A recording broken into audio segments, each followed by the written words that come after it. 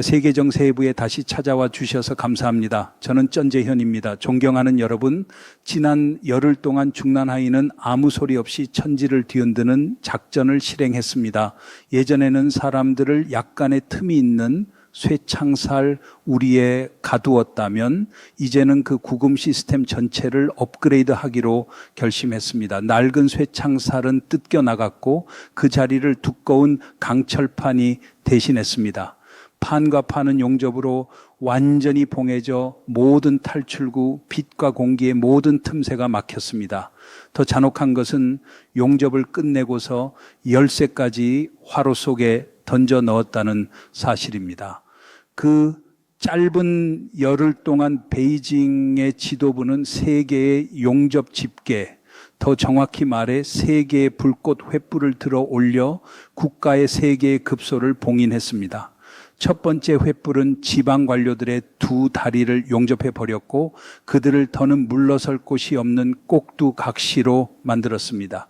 두 번째 횃불은 백성의 입을 용접해 가장 작은 진실의 목소리마저 꺼버렸습니다. 세 번째 횃불은 더 잔혹했습니다. 중국인들의 지갑과 그 자손들의 지갑까지 먼 미래에 이르기까지 용접해 버렸습니다. 러시아의 우크라이나 침공이 평화를 외치며 전차를 몰아넣나이나이야인 이온 이신나 한사 건나이여시 이시연 난 건넘 건여선 노사면 난 건난 안난 헨 안난난 시안넨 여기서는 민생을 외치며 지갑을 봉인하는 블랙 코미디가 상영되고 있습니다. 이 정치국 회의 탁자 위에 놓인 순찰 보고서는 마치 사신의 생사부와도 같았고 국가 재정을 갉아먹은 5 유령의 부패 사건 그리고 국제사회의 폭로를 받고 있는 네팔의 천문학적 공항 스캔들까지 이 모든 사건은 흩어진 조건견 조금 초군도가 남다 간담 당연기에 지혜단도 이 목충도니엔 노크렐레지단 노 77기 일시 시식할 정도로 권력을 조여붙이기 위한 총체 계획의 고리들입니다. 중국 경제가 브레이크 없이 내리막을 구르는 국면에서 말입니다. 오늘 프로그램에서 우리는 장풍 선생과 함께 이 세 개의 횃불을 심층 분석하겠습니다. 우리 또한 보게 될 것입니다. 우리가 가두어진 철창이 용접되어 버리고 구조 요청마저 불법으로 규정될 때 그 우리 안에 불꽃은 꺼져 버릴까요? 아니면 그 우리를 만든 자들을 정면으로 녹여버릴까요? 특히 국고를 농단한 5 유령과 네팔에서 벌어진 양쪽에서 돈을 훔치는 사건은 이른바 공동부유와 1대1로라는 간판의 진짜 얼굴을 보여줄 것입니다.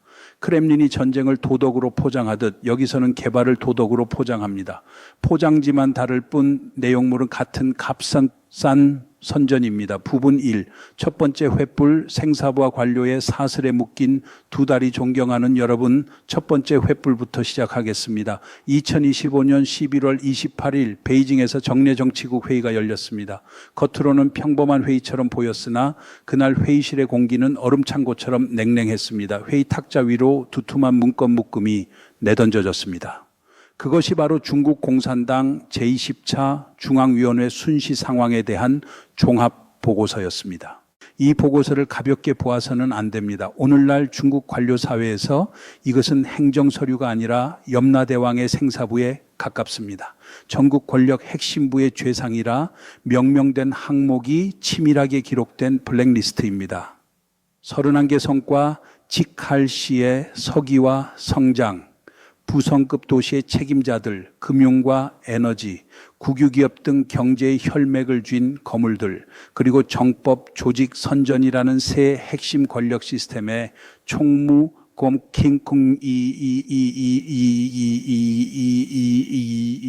거물들까지 모두가 조준선 안에 들어 있습니다. 그러나 이 보고서의 공포는 착복 금액에 있지 않습니다. 중국에서 부패는 일상이기 때문입니다. 진정 치명적인 것은 정치 생태라는 모호한 죄명입니다. 정치 생태란 무엇인가? 일상 언어로 번역하자면 지난 몇 년 동안 너희는 도대체 누구의 말을 들었느냐는 질문입니다.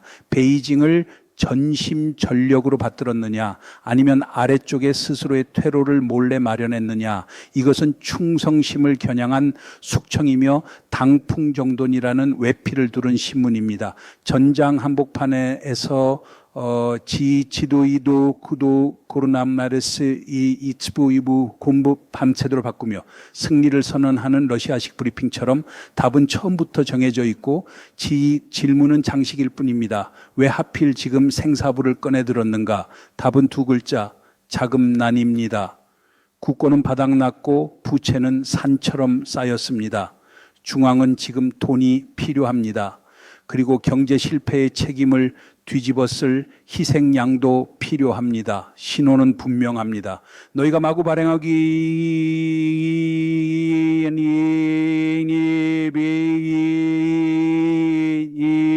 숨긴 돈, 비호한 친인척 모두를 우리는 기록했다. 중앙에 돈이 더는 없다. 누군가는 대가를 치러야 한다. 무릎 꿇고 돈을 바치지 않으면 내일 그 이름에 붉은 원을 치고 끌어내 처분하겠다는 경고입니다. 각 지방에서 벌어지는 실감 나는 사례를 보겠습니다. 허난성에서는 러우양성 서기가 떠나고 불과 2달도 안 되어 새로 부임한 이는 무엇을 했는가?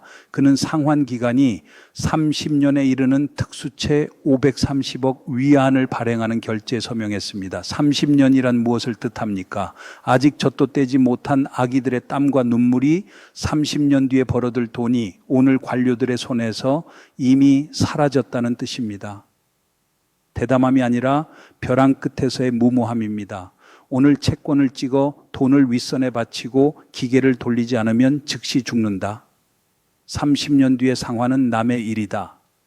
중국 관계 보여지는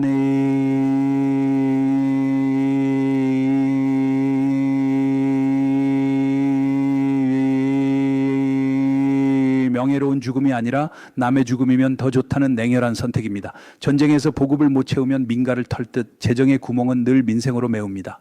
경제기관차라는 광둥성에서는 올해 지방채 한도가 일찌감치 바닥났습니다. 재정국 계좌는 생쥐가 울고 갈 만큼 텅 비었습니다. 황쿤밍 성서기는 날마다 베이징에 올라가 회의로 청탁을 하고 돌아오면은 이제 고품질 발전을 외치려나 외칩니다. 그러나 하부에서는 낮은 목소리로 고품질은 무슨 고품질 굶주림 아니냐고 쓴웃음을 짓습니다. 늙은 동북에서는 더 참혹합니다. 여러 도시에서 공무원 임금이 수개월째 체불되고도 정부는 눈 감을 뿐 특수채 발행을 강요합니다. 그 빚의 채권자는 누구인가? 바로 미래의 중국 손자 손녀들입니다. 아직 태어나지도 않았지만 그들의 어깨에는 현 세대 관료의 낭비와 탐욕을 메울 거대한 빚이 얹혔습니다. 베이징이 몰랐는가? 너무도 잘 압니다. 과거에는 체제의 체면을 위해 눈 감아 주었으나 2025년 11월 28일 순시보고서와 함께 두 눈이 번쩍 뜨였습니다. 관용은 종료되었습니다. 이제는 돈을 토해내고 조공하라는 명령뿐입니다. 거부하면 생사부에 이름이 올라 감옥으로 직행입니다. 첫 번째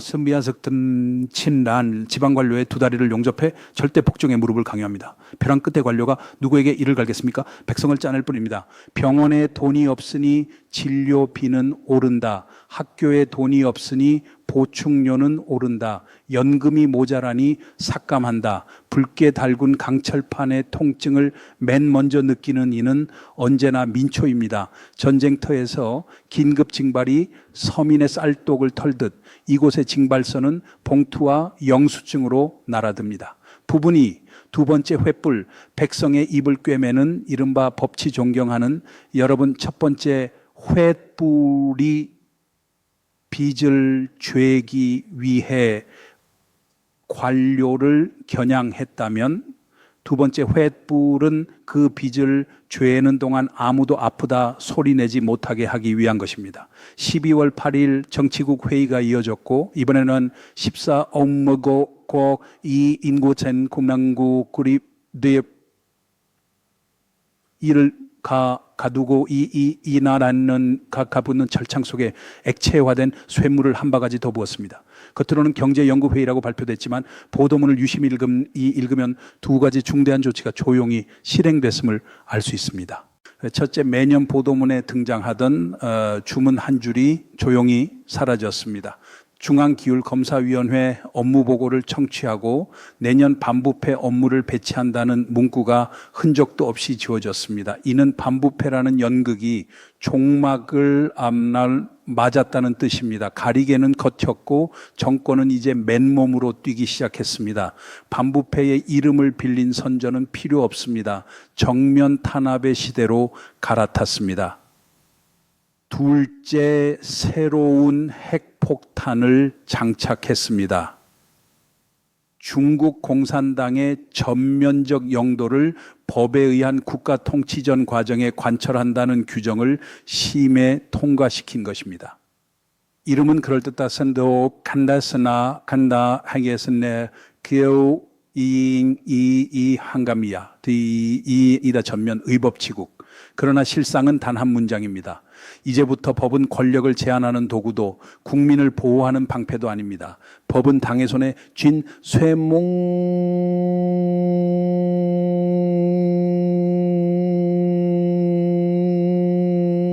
사바사박 기관이 어떤 사건을 다룰 때 형법이나 민법을 펴기 전에 먼저 당위원회 회의를 엽니다. 이 사건과 이 사람은 중앙의 집중 통일 영도를 수호하는가. 유죄의 기준은 위법 행위가 아니라 정치 태도입니다. 법치는 죽었고 당치가 법의 외투를 걸쳤습니다. 우크라이나 전선에서 탄도학을 외우는 해설처럼 여기에 법 해설도 결론을 위해 조문을 편집합니다.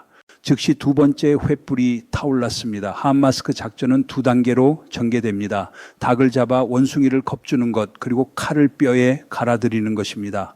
첫 단계에서 그들은 가장 살찐 닭, 가장 크게 우는 닭을 골라 목을 땄습니다. 어느 날 오난날 중국 국가인터넷 정보판공실, 곧 CAC가 냉혹한 통지를 발표했습니다. 큰 영향력을 지닌 수많은 소셜 계정, 호신풍, 장설풍, 난적이 하찬제이라 하룻밤 사이 자취를 감췄습니다.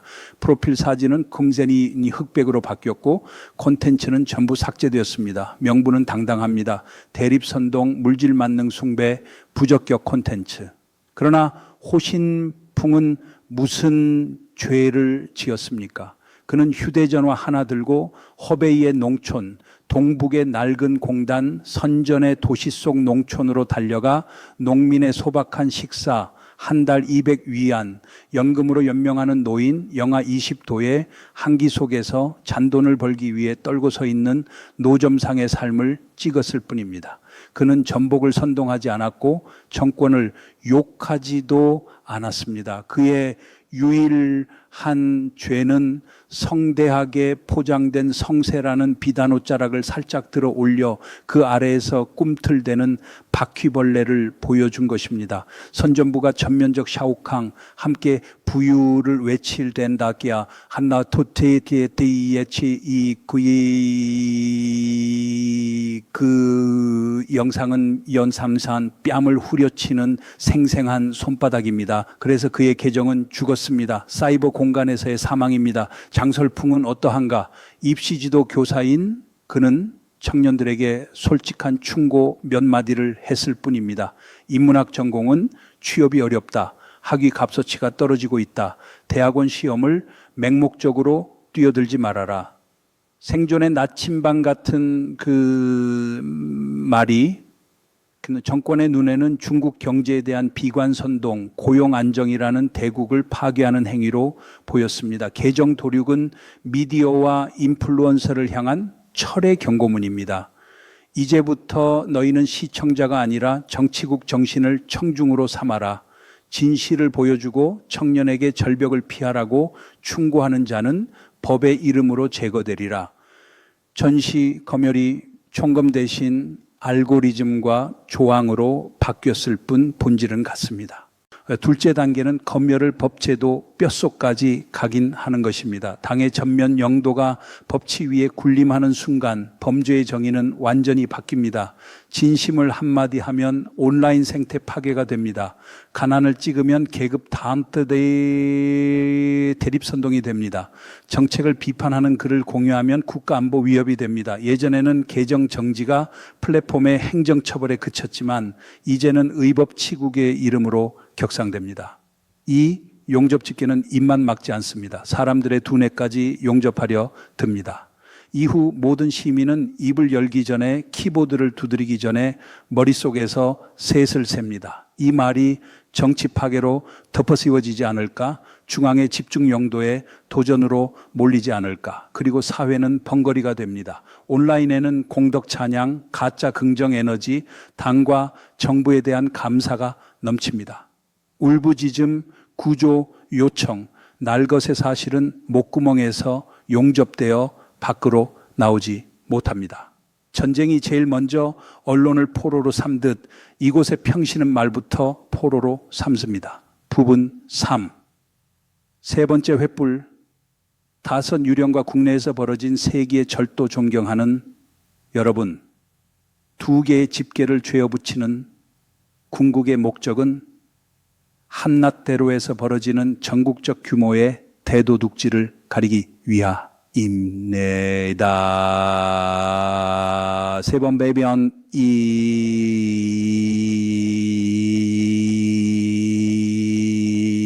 불은 가장 독하고 파렴치합니다. 각 가정의 지갑을 용접해 한 푼도 꺼낼 수 없게 만들고 한 입도 지킬 수 없게 만듭니다. 민중의 돈은 어디로 갔는가? 답은 양감난큰지 이 도두 맞았다는 것입니다. 국내 한쪽, 해외 한쪽입니다. 먼저 집안에서 벌어진 희비극을 보겠습니다. 최근 중국 온라인은 전 인터넷에서 가장 바쁜 5인조에 대한 충격적 진실을 찾아냈습니다. 장가규의, 링워수의, 린민서, 리냐난, 장여군이라는 다섯 이름입니다. 얼핏 실제 인물 같지만 사실은 유령입니다. 바이두가 뽑은 중국 흔한 이름 10,000개 목록의 맨 앞 5개를 그대로 베껴다 전국 각지의 허위 문서에 붙여둔 것입니다.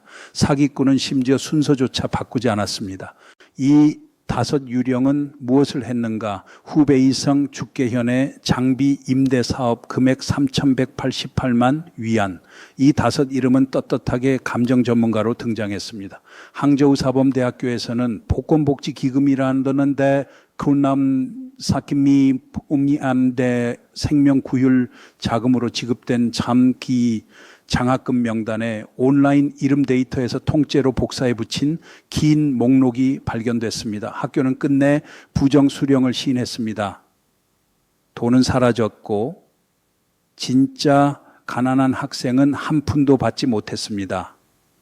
거기서 그치지 않습니다. 다섯 유령은 전국 서예대회, 아동방송대회, 의학학술지 편집 명단, 행정처벌 명단에까지 나타났습니다. 참가비, 심사비, 후원금, 벌금이 줄줄이 사유와 창구로 빨려 들어갔습니다. 파렴치함은 정점에 달했습니다. 랴오닝성의 어느 직능 직함 심사 공개 명단 58명 중 48명이 가짜였고 잉커우의 38명짜리 명단은 통째로 복사본이었습니다. 이것은 게으름이나 단순 실수가 아닙니다. 전국에 퍼진 조직적 부패 시스템입니다. 어떻게 그들이 인터넷에 떠도는 10,000개 이름 중 앞 5개를 공문서에 그것도 수천만 위안짜리 사업에 버젓이 적어 넣을 수 있었는가? 권력의 오만 때문입니다. 누구도 감히 검사하지 못하고 검사할 능력도 없다고 믿기 때문입니다. 아랫선은 눈 감아 상신하고 윗선은 못 본 척 도장 찍습니다. 예산과 복지, 세금은 그렇게 조용히 사유 주머니로 흘러가만 전시군납비리와 판박입니다. 표지만 다른 같은 교과서입니다. 국가 언론의 태도는 더 볼만합니다. 신화사, CCTV, 인민일보가 일제히 나서 철저 수사를 외칩니다. 왜 늘 하듯 덮지 않고 굳이 흔들어 깨우는가? 우연은 없습니다. 갓 통과시킨 당 영도 법치 규정의 탄환을 채우기 위해서입니다. 칼은 충분히 갈렸으니 이제 시험할 딱에 목이 필요합니다. 그들은 이 가짜 명단에서 승인자를 찾고 국장과 서기를 찾고 자금이 흘러든 산을 찾을 것입니다. 그리고 모두를 포장해 체계적 부패 사건으로 묶습니다. 말을 듣지 않는 자, 반대 파벌은 제물로 바칩니다. 반부패 명성을 챙기고 정적을 제거하고 회수한 돈은 중앙으로 올립니다. 일거양득입니다. 전시의 대국민 쇼가 전성과 관중석만 바뀌었을 뿐 무대 장치는 그대로입니다. 부분사, 네팔공항 스캔들, 1대1로의 민낯 존경하는 여러분, 국내에서는 유령 명단으로 민생의 돈을 훔쳤다면 해외에서는 화려한 1대1로 간판을 건백색 코끼리 사업으로 국가 자산을 빼돌립니다. 히말라야의 작은 이웃 네팔로 시선을 돌립니다. 이곳 포카라 국제공항은 중국과 네팔 우위의 상징이라며 홍보됐고 설산의 나라에 국제 관광객을 맞이할 새 관문이라 칭송받았습니다. 홍보 영상 속 활주로는 곧게 뻗었고 설산이 장엄하게 둘러섰습니다. 현실은 어떠한가? 2023년 개항 이후 지금까지 2해가 지났지만 정기국제선은 한 노선도 자리 잡지 못했습니다. 중국에서 관광 전세기가 가끔 오갔을 뿐 대부분 빈 배로 돌아갑니다. 주요 국제 항공사들은 착륙을 거절했습니다. 현지인들은 이 공항을 쓸데없이 크고 비싸며 무용한 백색 코끼리라 부릅니다. 2025년 10월 7일 네팔의 직권남용조사위원회가 대거 피의자를 특별법원에 기소했습니다. 여러 전직 장관과 차관 민간항공 당국자들 그리고 중국 시노마크의 자회사 CAMC 엔지니어링이라는 중국 시공사까지 포함됐습니다. 공소장은 정교한 공사비 빼돌리기 수법을 드러냈습니다. 애초 공항 총사업비는 1억 4,500만 달러 안팎이었지만 입찰 과정에서 2억 8,600만 달러를 도로코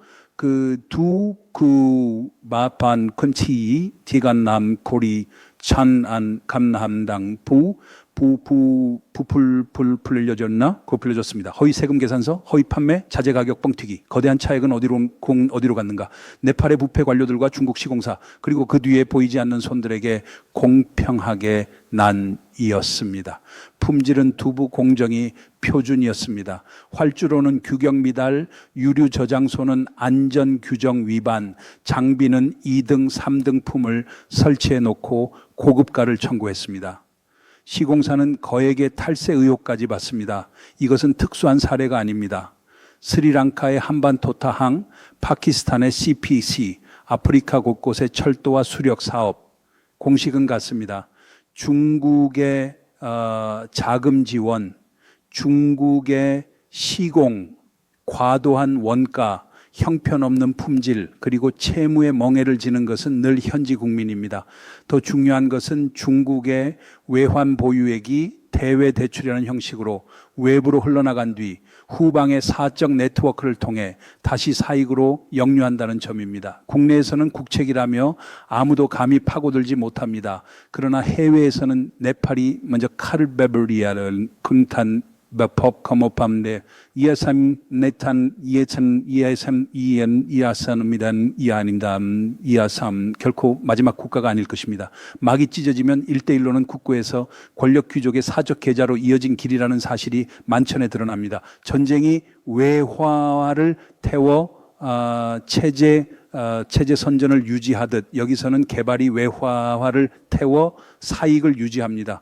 부분 5 맺은 말 돈이 마르면 마음이 부서진다. 철창은 버틸 수 있는가? 존경하는 여러분, 세계의 횃불은 이미 켜졌고 세계의 집게는 이미 조여졌습니다. 지방 관료는 공포에 무릎을 꿇었고 백성은 입을 봉해 신음을 낼 수 없습니다. 현재와 미래의 지갑은 구멍이 날 만큼 도려졌습니다. 돈이 사라졌고 사람의 마음도 흩어졌습니다. 중난하인은 철창을 용접해 모든 틈을 막아버리면 베개를 높이 베고 영원 권력의 꿈을 계속 꿀 수 있다라고 믿습니다. 14억의 사람들이 그 어두운 우리 안에서 영원히 얌전한 양이 될 것이라 착각합니다. 그러나 역사는 정반대를 증언합니다. 강철판이 아무리 두꺼워도 용접이 아무리 촘촘해도 생존의 기본 법칙을 막을 수는 없습니다. 길이 완전히 끊기고 배고픔과 암담한 장래 앞에서 사람은 일어섭니다. 나는 살고 싶다라는 절규를 막을 권력은 없습니다. 매일 피를 흘리는 진실 그리스의 그 간네하 가리에스의 이 조항도 없습니다. 우크라이나에서 그랬듯 진실은 포탄보다 느릴지라도 끝내 장벽을 뚫습니다. 젊은 세대는 드러눕기를 택해 침묵의 저항을 이어갈 것입니다. 유능한 이들과 모아 부유한 안들과 귀한 이들은 걷는 발로 투표하여 가라앉는 배에서 탈출할 길을 찾을 것입니다. 남은 이들은 질식의 압박 속에서 거대한 분노의 에너지를 축적할 것입니다. 저만은 작은 불씨 하나면 충분합니다. 앞으로의 날들은 험할 것입니다. 경제 침체와 탄압 증폭 그리고 미합 중국과의 경제 투쟁 같은 정치적 묘수가 빈곤의 변명으로 동원될 것입니다. 그들은 가난의 원인이 미국과 적대 세력이라 말하며 허리띠를 조이라 할 것입니다. 속지 마십시오. 유령 명단을 보십시오. 백색 코끼리 공항을 보십시오. 해외로 도피하는 권력층은